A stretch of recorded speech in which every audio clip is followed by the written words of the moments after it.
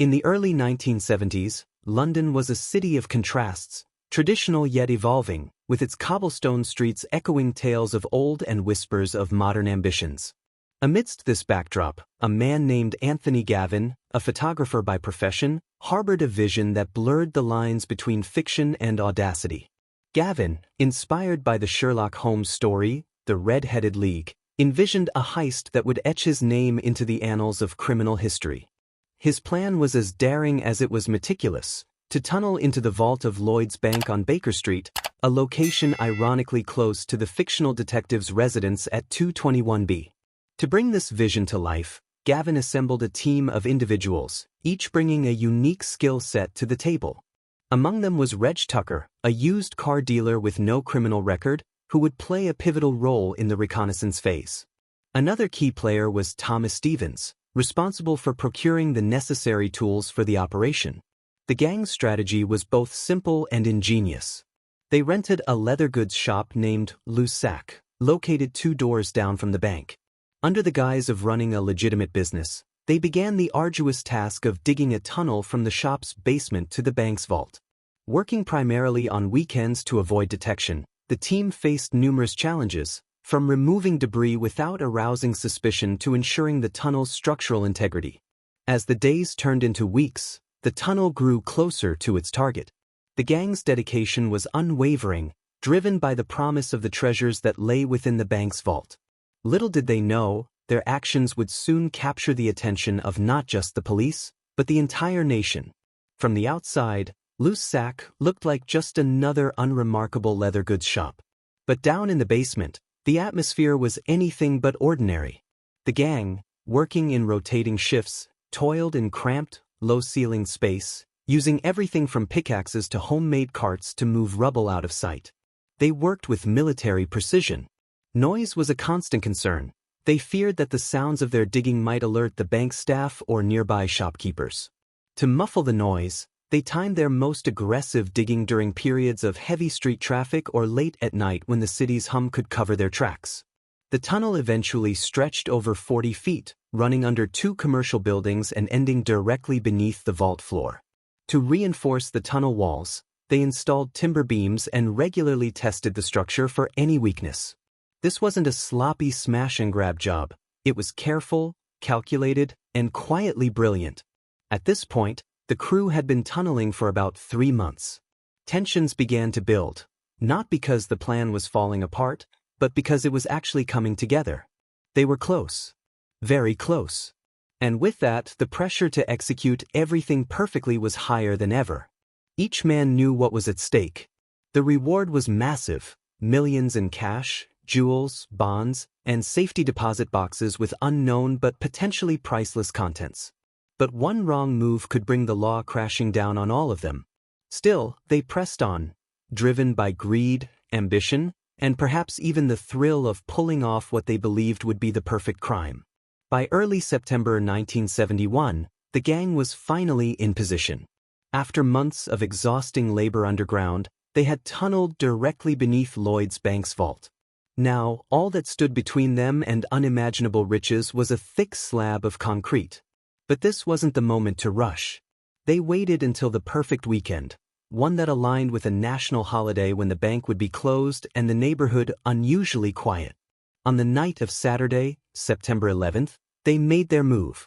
Using a thermal lance, an industrial cutting tool capable of slicing through dense concrete, they breached the vault floor from below. The operation was loud and slow. Sparks flew, and the heat was intense, but they kept their cool, taking breaks as needed and working in shifts. Eventually, the slab gave way, revealing the belly of the vault. What lay before them was every thief's fantasy: rows upon rows of safety deposit boxes, hundreds of them. With no alarms going off and no one on duty, they had the entire night to themselves. And they didn't waste a second.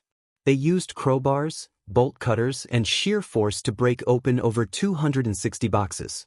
Inside were cash bundles, rare jewelry, bearer bonds, gold bars, and even personal documents, some rumored to contain deeply sensitive information about powerful figures in the UK. The haul was staggering, worth over £3 million at the time, which would be tens of millions today, adjusted for inflation. As they worked, they used walkie-talkies to stay in touch with a lookout stationed on a nearby rooftop. The man monitored police activity and kept an eye out for anything suspicious. Ironically, their own chatter over the airwaves would become one of the biggest clues that would later tip off the authorities. By early Sunday morning, they were done. The gang packed up their loot and disappeared as quietly as they came, sealing the tunnel behind them and leaving the vault wide open but untouched from the outside. There was no sign of forced entry, no alarms triggered. Just mystery. It wasn't until the bank reopened on Monday morning that the staff discovered the unthinkable. Someone had broken in, not through the doors, but from below. As Monday morning rolled around, the scene at Lloyds Bank was surreal. The vault stood open from the inside, with debris scattered around and hundreds of deposit boxes lying cracked or completely emptied. Bank staff were stunned. There was no smashed door, no security alarm, no CCTV footage, just a perfectly executed break-in. It didn't take long for the police to realize they were dealing with something far more elaborate than a standard robbery. Scotland Yard was brought in, and what followed was one of the most intense investigations London had seen in decades. But here's where the story takes an unexpected turn. 2 nights before the robbery, a local ham radio operator named Robert Rowlands had been scanning frequencies when he picked up something odd, a conversation between what sounded like 2 men using walkie-talkies. Curious, he recorded parts of their chatter. The voices seemed nervous, occasionally whispering updates like, "We're in," and "Drill's running hot." One of the men even mentioned they were under a bank.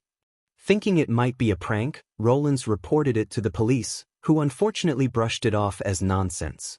Only after the heist was discovered did they take another look at his recording, and suddenly, it was the lead of a lifetime. Investigators quickly scoured the Baker Street area, looking for any sign of construction or unusual activity. It didn't take long before they found Le Sac, the leather shop with a closed sign and no one answering the door. A quick inspection revealed the floorboards had been tampered with. Once they got into the basement, the truth hit them like a ton of bricks. The tunnel was real, and it was masterfully crafted.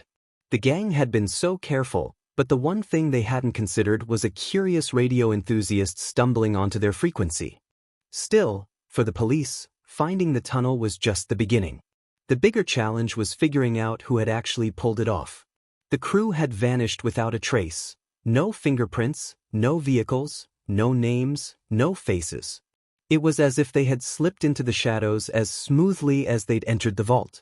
As the dust settled, literally and figuratively, Scotland Yard scrambled to piece together what had just happened beneath their feet. The media caught wind of the robbery almost immediately, and headlines across Britain screamed about the tunnel job on Baker Street. The public was both stunned and secretly thrilled. It was the kind of crime that felt ripped straight out of a movie. But what really captured attention wasn't just the money, it was what might have been taken that no one wanted talked about. Rumors began swirling that some of the deposit boxes contained more than just jewelry and cash. There was talk of compromising photographs, secret documents, and potentially scandalous material involving highly influential people. This led to speculation that the government had quietly issued a D-notice, a defense advisory notice, which essentially asks the press not to publish certain sensitive information that could affect national security. Whether or not that's true remains a mystery to this day. But what is confirmed is that the media's coverage of the case was suddenly scaled back just as public interest hit its peak. Meanwhile, police combed through every piece of evidence they could find. They re-interviewed shopkeepers, surveyed nearby traffic footage, what little existed at the time, and followed up on dozens of tips. The investigation led to several suspects, but getting solid proof was another story. Eventually, a few arrests were made. Anthony Gavin, the mastermind behind the plan, was caught, along with 3 accomplices. Their identities trickled out slowly, all of them middle-aged, working-class men with little history of major crimes. Surprisingly, none of them fit the Hollywood image of criminal masterminds. When asked why they did it, one of the men allegedly quipped, "We didn't rob the bank. We just borrowed a hole in the ground." It was a cheeky nod to the absurd brilliance of the plan, and the fact that they had, at least for a moment, made fools of the entire security system. Still, not all the members of the crew were caught. Some vanished without a trace, along with most of the money. Though the police did manage to capture a few members of the gang, the full truth about the Baker Street heist remains buried, much like the tunnel they dug. A large portion of the stolen money was never recovered, and several individuals believed to have played major roles in the robbery were never identified or brought to justice. The authorities quietly closed the case after charging the men they could catch. Anthony Gavin, the ringleader, served time behind bars, but even after his release, he never publicly spoke about the details. Whether out of fear, loyalty, or a twisted sense of honor, the inner workings of the job were kept tightly under wraps. In the years that followed, the heist became something of a legend in British criminal lore. It wasn't just about the money anymore. It was about the elegance of the operation, the audacity of digging a tunnel beneath one of London's busiest streets, and the eerie silence with which they vanished. Whispers of government involvement only added fuel to the fire. Some claimed that what was truly stolen wasn't just valuables, but secrets. Others speculated that someone in power may have helped cover it up to keep those secrets buried. The truth? Still locked away behind a wall of speculation. In 2008, the story got a second life with the release of The Bank Job, a thriller loosely based on the real events. While the film leaned into the darker conspiracy theories and dramatized much of the plot, it reminded the world of just how wild and real this heist had been. Today, the Baker Street robbery stands as one of the most iconic bank heists in history. No guns were fired, no one was hurt, and yet millions disappeared into the shadows. It was criminal genius at its most theatrical, and somehow weirdly poetic. And perhaps what makes it truly unforgettable is this: even after all the years, no one really knows the full story. And maybe they never will.